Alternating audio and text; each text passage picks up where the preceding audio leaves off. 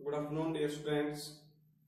जैसे कि आप सभी को पता है कि हमारा सेकंड लेसन स्टार्ट हो चुका है हमारे आसपास के शुद्ध पदार्थ।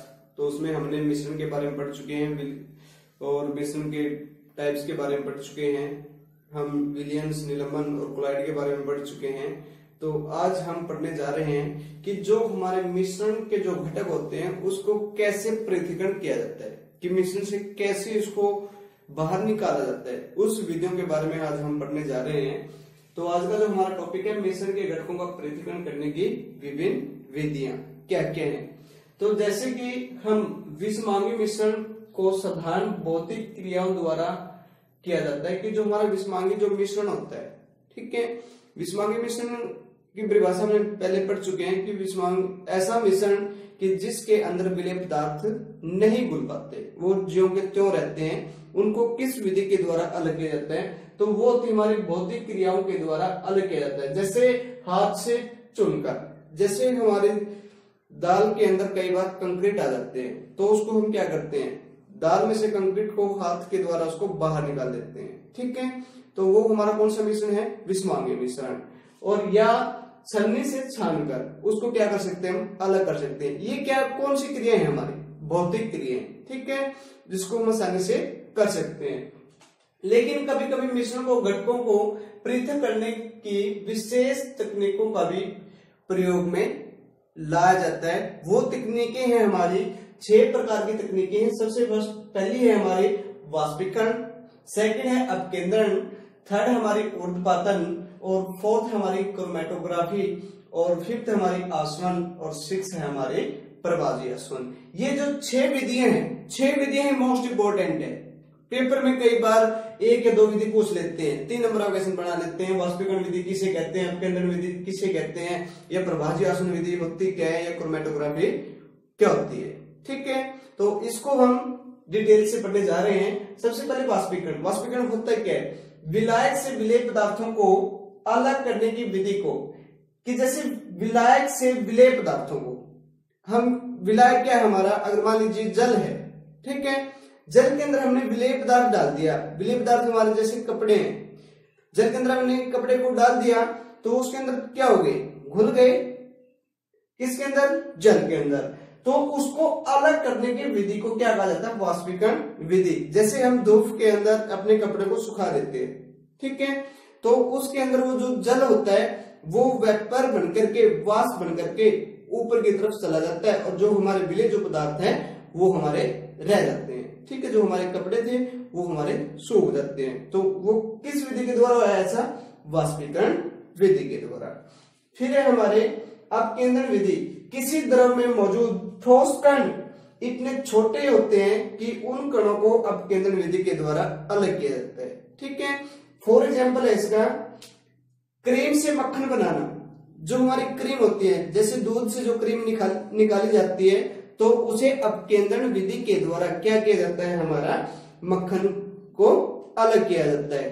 थर्ड आती है हमारी ऊर्ध्वपातन की जो परिभाषा है, किसी द्रव पदार्थ को गैस में परिवर्तित किए बिना ठोस अवस्था में बदलने की प्रक्रिया को क्या कहा जाता है, ऊर्ध्वपातन, ठीक है। कि ऐसे पदार्थ, जैसे हमारे पदार्थ की 3 अवस्थाएं होती हैं, द्रव, ठोस, गैस, ठीक है। जैसे मान लीजिए सबसे पहले क्या आता है हमारा द्रव, उसके बाद हमारा गैस आता है, फिर हमारा ठोस पदार्थ। अगर हम किसी भी पदार्थ द्रव को जब उबालेंगे तो उसके अंदर क्या बनेंगे, वेपर्स बनेंगे, गैस बनेगी। तो गैस में परिवर्तित हुए बिना, गैस में नहीं परिवर्तित होता, वो किस में सीधा कन्वर्ट हो जाता है, ठोस में बदल जाता है। तो ऐसी प्रक्रिया को क्या कहा जाता है, ऊर्ध्वपातन प्रक्रिया, ठीक है। इसका एग्जांपल है नमक तथा अमोनियम क्लोराइड के मिश्रण को पृथक करना। कि जैसे जो नमक होता है, जैसे हमारे समुद्र का जो जल होता है, ठीक है, उसमें हम जब नमक प्राप्त करते हैं तो उसको क्या कर देता है, वो ठोस पदार्थ को अलग कर देता है द्रव से, ठीक है, सीधा द्रव से किसमें बदल जाता है, ठोस में। तो ऐसे पदार्थ, ऐसी विधि को क्या कहा जाता है, ऊर्ध्वपातन। नेक्स्ट आता है हमारा क्रोमैटोग्राफी। यह एक ऐसी विधि है जिसका प्रयोग विलेय पदार्थों को पृथक करने में किया जाता है। कि जैसे मान लीजिए कोई भी हम डाई करते हैं, डाई का मतलब अगर मान लीजिए कोई भी हमारा कपड़ा है, ठीक है, जैसे आपने सुना होगा कि जो आपकी माताएं, जो बहनें हैं, वो चुन्नी के ऊपर जो चुनरी ओढ़ती है वो उसको डाई करवा लेती हैं। डाई का मतलब उसके अंदर कलर्स करवा लेती है। ठीक है, तो जैसे उसने कपड़े के अंदर मन चाहा कलर करवाते हैं वो, जैसे ब्लैक करवा लिया, येलो करवा लिया। ठीक है, तो उसके अंदर क्या कर दिया उसने, डाई कर दी उसको।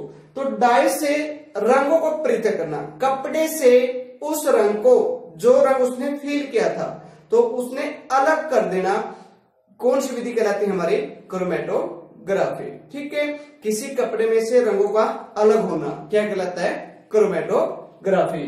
फिर आता है हमारा आसवन, वे पदार्थ जो विघटित हुए बिना उबलते हैं। विघटित का मतलब वो उसके अंदर मिले बिना उबलना शुरू कर देते हैं।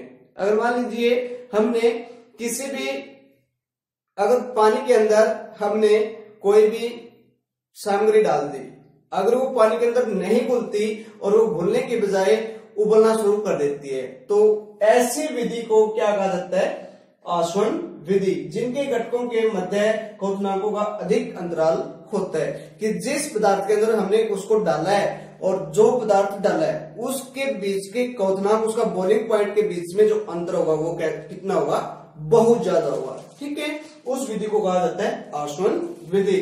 फिर आता है हमारा प्रभाजी आसवन, 2 या 2 से अधिक घुलनशील द्रवों जिनके क्वथनांक का अंतर 25 केल्विन से कम होता है, ऐसे मिश्रण को किस विधि के द्वारा पृथक किया जाता है, प्रभाजी आसवन विधि के द्वारा। जैसे हमने पेट्रोलियम 8th क्लास में कोयला तथा पेट्रोलियम वाले लेसन को हमने पढ़ा था कि पेट्रोलियम को कैसे बनाया जाता है, कोयला को कैसे बनाया जाता है।